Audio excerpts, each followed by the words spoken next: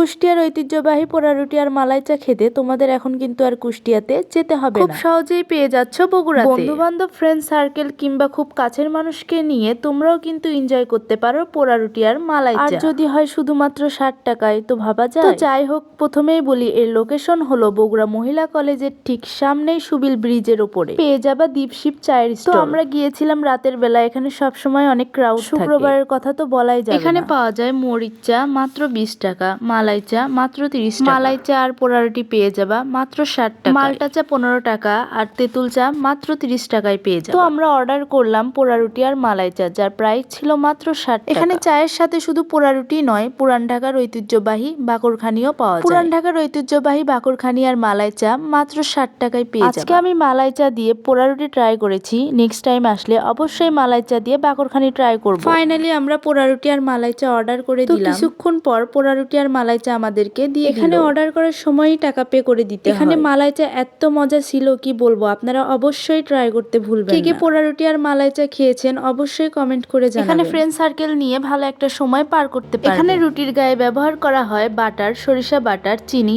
ও liquid milk, তারপর সেটাকে সুন্দরভাবে আগুনে পোড়ানো হয়। এখানে বেশিরভাগ সময় মানুষের ভিড় জমে পোড়া রুটি আর মালাই চা খাওয়ার জন্য। ফ্রেন্ড সার্কেল অথবা ফ্যামিলি নিয়ে আসলে অবশ্যই চলে আসবেন দীপশিপ চায়ের স্টলে। ঘন মালাই চা থেকে এত সুন্দর একটা স্মেল পাওয়া যায় কি বলবো, মাশাআল্লাহ। আমার কাছে তো খুবই মজা লেগেছে, এটার টেস্ট তো খুবই মজা, একবার খেলে বারবারই খেতে মন চাবে। চা প্রেমীরা অবশ্যই চলে যাবেন দীপশিপ চায়ের স্টলে। এখানে চা যারা পছন্দ করে না, আমি মনে করি একবার এই চা খেলে অবশ্যই বারবার খেতে চাইবেন। আপনারা একবার হলেও মালাই চা খেয়ে দেখতে পারবেন। আজকের ভিডিও ছিল এই পর্যন্তই, দেখা হবে নেক্সট কোনো ভিডিওতে। ভালো থাকবেন সবাই, আল্লাহ হাফেজ।